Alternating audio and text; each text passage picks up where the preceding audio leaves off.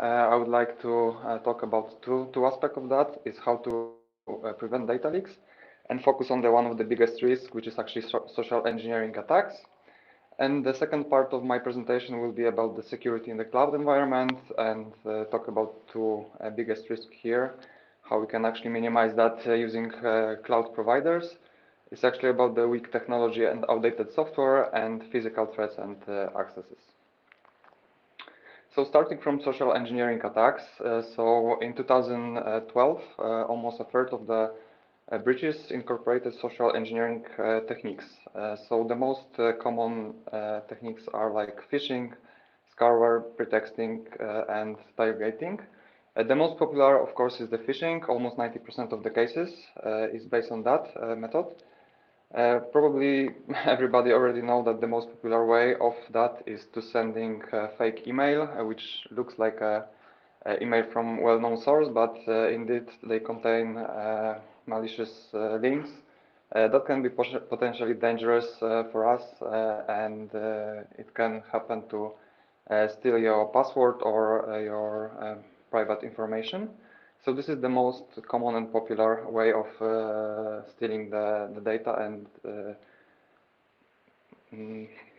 yeah. So the second one is the scarware. André, you can go back because I would like to talk a little bit more about those three other.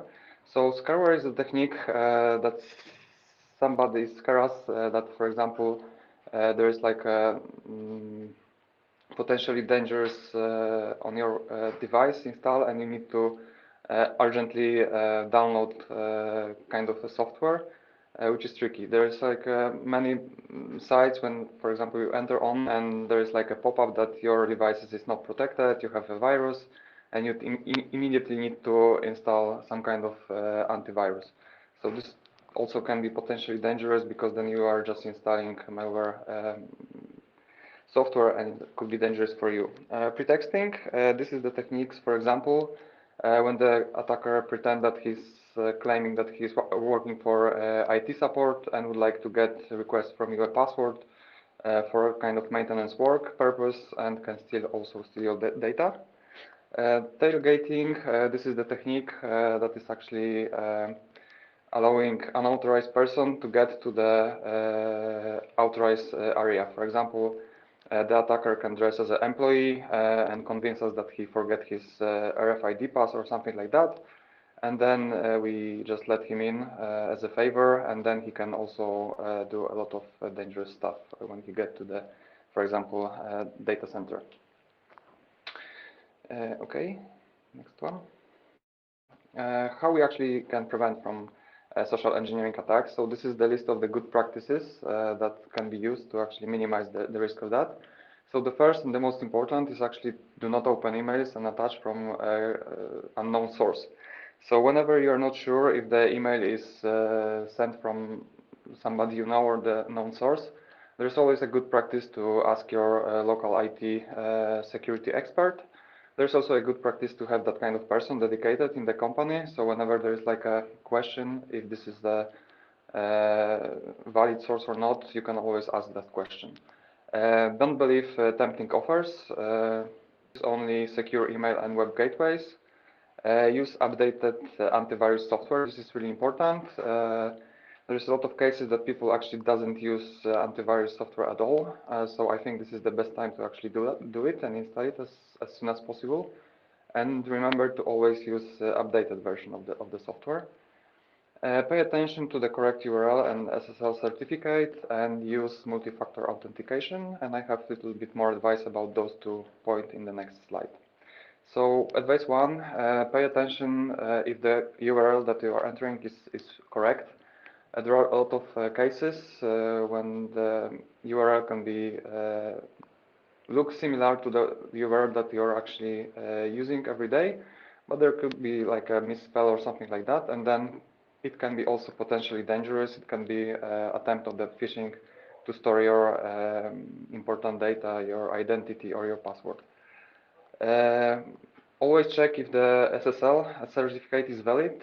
If you see something like there is on the right side of the slide, that there is a problem with the certificate, this is also should be a red flag for you.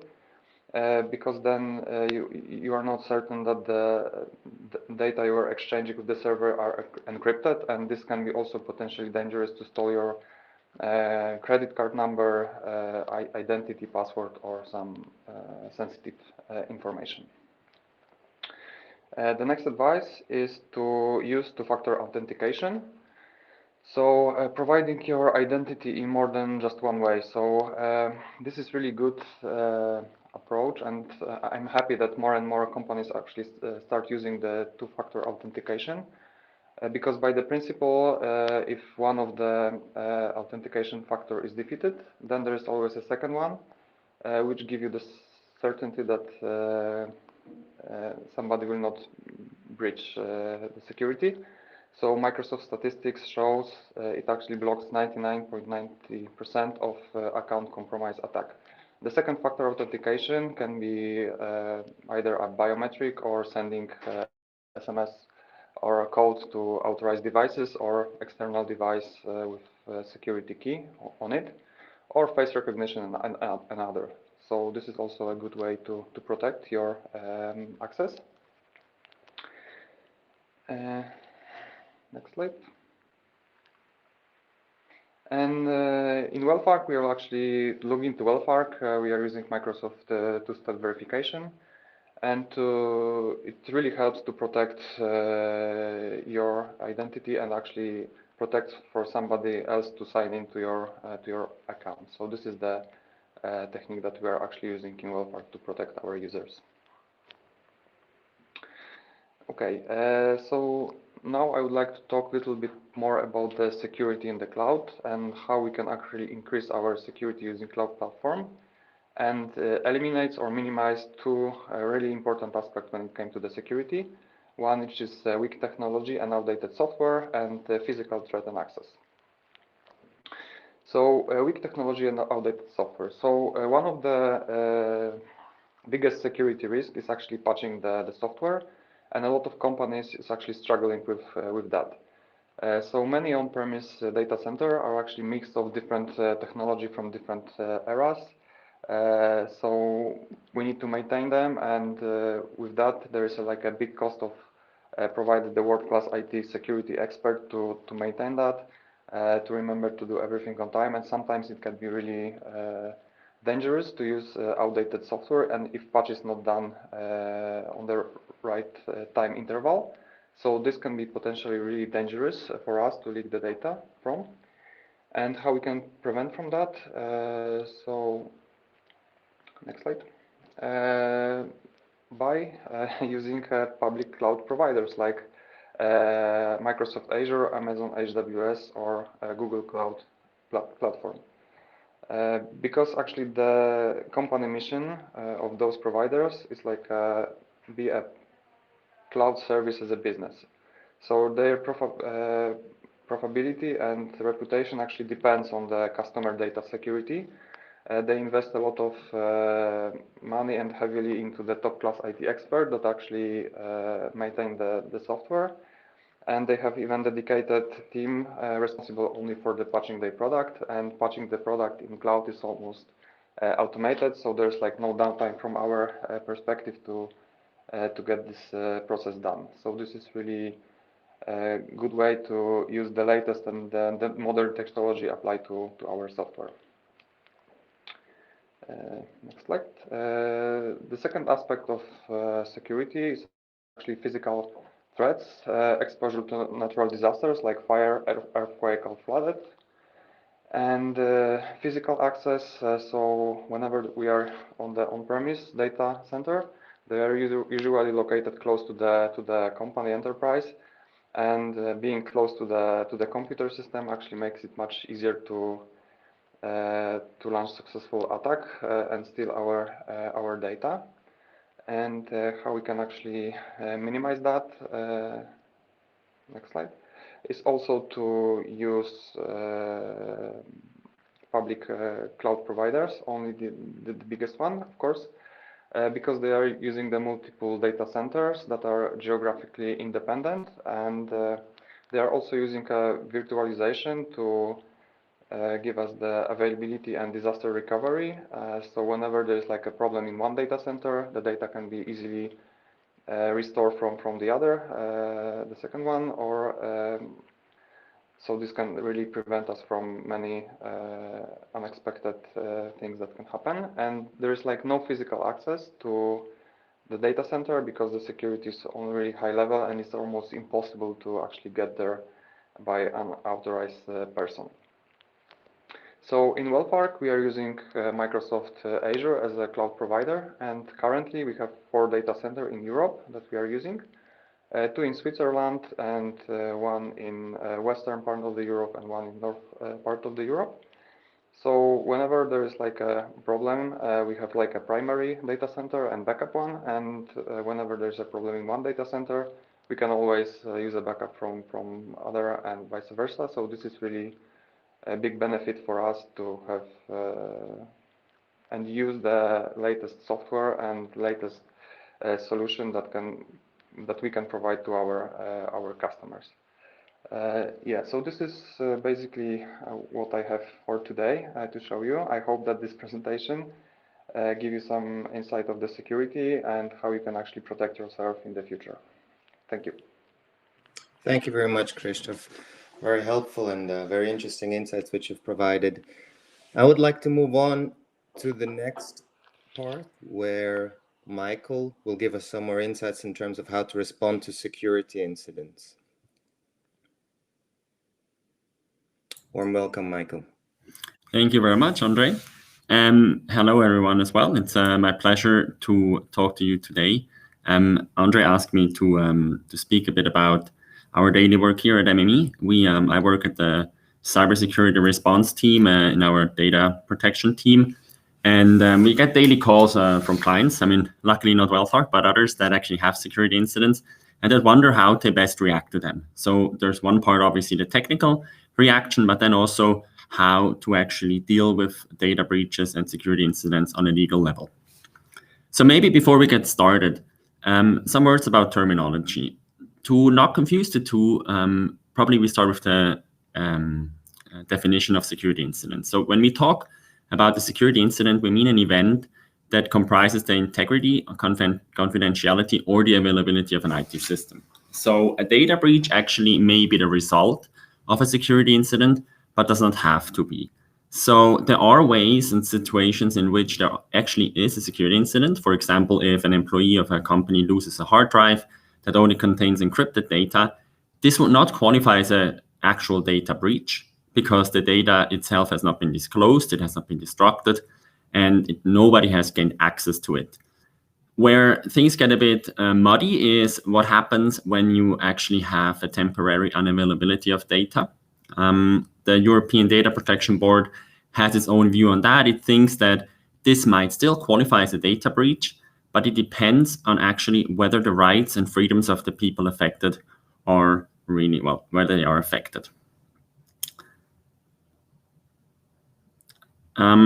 When we advise our customers how to best react to incidents, we realize that most of them are actually caught off guard.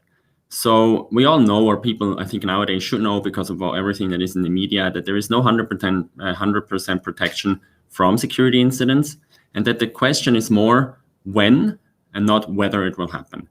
Now this is, it comes still to our surprise that most time when people call us that they have a security incident, they usually freak out. I mean, obviously they didn't really count with it happening.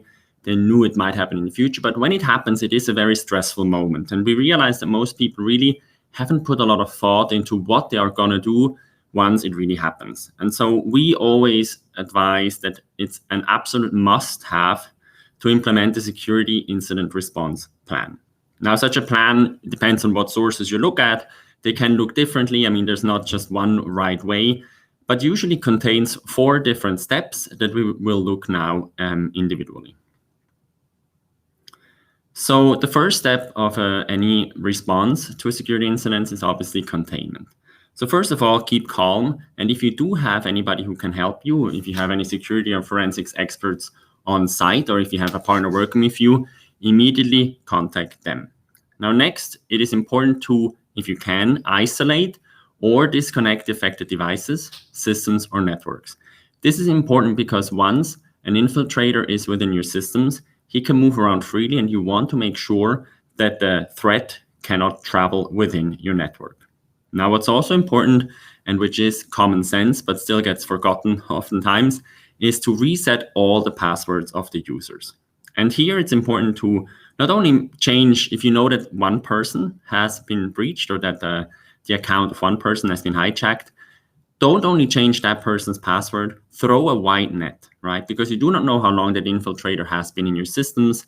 And it's probably not the right approach to think, I don't want to bother my employees to change their password, because we all know it's done very quickly. So just cast a wide net, just better safe than sorry. And last but not least, it's important to preserve the data and not to delete any evidence.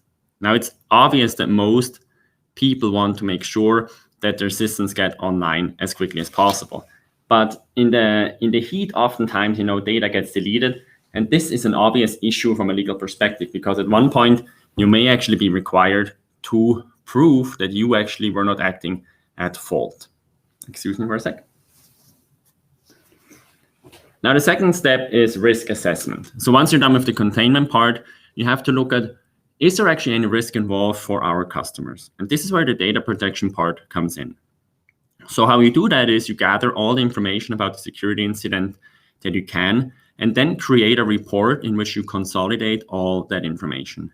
Now, the reason why I mentioned this is that usually when customers call us, they don't really have anything on file yet. I mean, obviously they call us and say it just happened. But what happens is that there's a lot of people within different teams that talk to different people, and you do not have a consolidated version of actually what happened. And this makes it very difficult to actually understand whether there was a data breach and whether there is actually any potential harm to the affected individuals, meaning in most cases to your clients. Now, that's why we really urge people to make sure that somebody is responsible to collecting all the information and to shares or creates a shared resource where people can actually see, what's the current status. And then we come to the third step, which is usually where the lawyers come into place and which is our biggest role. It's the question of whether and where you have to make any notifications or write reports. Now, there's two different types of notifications, principally. The first one talks about personal data. So this depends on whether you're subject to the GDPR, the European data protection rules, or whether you're subject to the Swiss law. Both acts actually require you under certain circumstances to make a notification to the supervisory authority. Another type of notification is a notification that has to be done to FINMA. If you are subject to FINMA supervision, there's a second one type of notification. Now, maybe André, if you can go back quickly. I just wanted to mention both, but so you have a bigger picture. Now, doing a quick deep dive, when do you actually have to make a notification if you have a data breach? Now, the GDPR says that you have to notify the supervisory authority if the breach is likely to result in a risk for the affected persons. Now, obviously, this is it's not very clear, and depending on the circumstances, usually you have to look at which supervisory authority is responsible for you. They have guidelines, and they say what you actually have to put into your analysis. Usually, they say that it depends on the circumstances, on the scope, and on the sensitivity of data. So obviously, if you breach an email address of a client that is available on Facebook, it's less problematic than if you actually breach financial information or health data related to a customer that you're working with. The second question after the notification to the supervisory authority is, do I have to communicate the breach to my customers? And this is a very important topic because most customers ask us, do I have to do it? Is it really like, and then we say, look, from a legal perspective, the GDPR only requires you to do it if there's a high risk for the affected persons. But in the end, a lot of cybersecurity response is about storytelling. And most people actually will forgive a provider if something happens, even if something happens with their data, if they have been prepared, if they're public about it, and if they're honest about it, and if they tell people what really happened. And so since many times these data breaches actually become public, it's always better to inform people directly. So we usually, even if there's not a requirement, we usually tell our clients to still, let people know there was an incident, that there was no data was breached, or that maybe some data was breached, but you were working on it. Because it really helps you to give confidence to people that you're taking this topic seriously and that it really matters for you. Now, if you have to make a data breach communication, the GDPR requires that this is described in a clear and plain language, and that it also contains the information about what you have done to mitigate the damage to the people involved. A special case is the notification of cyber attacks to FINMA. So as mentioned before, this really only matters to FINMA supervised institutions. And it also only is required if the cyber attack or the data breach is of substantial importance to the supervision by FINMA. Now, again, it's not always clear what this means, but if you are a FINMA supervised institution, it certainly helps to understand the impact on your business of this regulation, because you do not have a lot of time. So if you are required to make a report, the guidance says that you have to make a preliminary report, which must be submitted within 24 hours. And you can understand that if you actually have a data breach or a cyber attack on a Saturday afternoon, and you know you have 24 hours to make a report, it is essential to know who is going to be responsible for that. Because if on top of everything, you also have to organize yourselves internally, this is going to become a mess. Once the preliminary report has been filed, you do have 2 more days to create and file the full report, which contains all the additional information that might be relevant for FINMA for its assessment. If, according to FINMA, or if according to the FINMA guidance, the security or the severity level of the cyber attack is high or very high, you also have to do a 3rd report, which is the so-called root cause analysis report. On top of that, if there are any new information, you have to file additional full reports every other 72 hours. So you see that this is a lot of work involved. So it really matters here. Do we have to do it or don't we? So as opposed to the question, do we have to talk to our customers, where we usually say, look, we think it's better to just talk to them and than to hide anything that happened. Here, I think it really makes sense to understand and talk with your lawyers. Do we really have to, or first, are we subject to that guidelines? And do we actually have to make the report? Now, in either way, there will come a time when, in most situations, when the cyber incident is over, the security incident is over, you have talked to all the customers, you're happy, you're glad, no customer has left the company and no data has been breached, and people often go back to normal. And this is where we see that most customers do not put a big enough focus on the post-incident activity, which actually is the last step of this security incident response plan. It requires people to analyze the internal responses that were taken to the incident and to identify lessons learned. What also matters is that in the end, the responsibility really starts in the board of directors, right? So set the tone at the top. And to do that, it's really helpful to create a report. Either it can be done in the board or somebody can happen by way of delegation, but that the board actually looks at the report and says, okay, what has happened? Why did it happen? What did we do? What worked well? And what really didn't work well? And so this is really helpful, because cybersecurity incidents are going to become more and more important in the future. And it is essential to take measures to prevent and to prepare for these incidents. So if you haven't done it already, it helps to really just sit together. I don't know in what form, but to sit together with people from IT, maybe with some people of leadership in a company, to sit together and first of all categorize the risks. Think about what type of data you have. Is it data that attracts the people? Is it applications, devices, or service providers that we use that are potentially subject to a breach? And how do we deal with user accesses, right? Who has access rights to what? How do we deal with Outlook, and how do we deal with trainings? And this is where I think it really matters to allocate the internal responsibilities. Because as I mentioned before, if you don't do that right now, it's going to be much more difficult to actually make people responsible once a cybersecurity incident happens. Because it's not about who's to blame. It's really just about who is best suited to fix it and who can actually keep all the information together to bring the whole company to the goal in a quick manner. What also happens important is that you have internal security policies, which should be updated if you realize that something hasn't worked well, and to look better at the reporting processes. So both to the data protection authorities as well as to FINMA if you are subject to the guidelines. And last but not least, it helps to provide training to employees. This can either happen if you have an IT team internally, you just do internal trainings, or otherwise you work with third-party companies that actually do some trials, that basically do mock incidents, just to understand, are we ready to act if something really happens? That was it from me. I see we are almost at the end. But if you have any questions, feel free to reach out to me by email if you would like to learn more about the cybersecurity incidents and response plans. And yeah, thank you very much, André, for giving me the opportunity to speak. Thanks, Michael. Michael, can you go on mute? Yes, perfect. Thanks a lot, Michael. It was very helpful to get these insights from you as well, and combining it with the WealthArc identity and access management, which we have in place, the two-factor authentication, which we learned today, which is very important, and especially also have a incident security plan in place should such a cybersecurity incident ever happen. Now, given that we're short on time, I haven't received any messages in the chat. I'm asking once again, would anyone like to pose any question? Please feel free to paste it in the chat.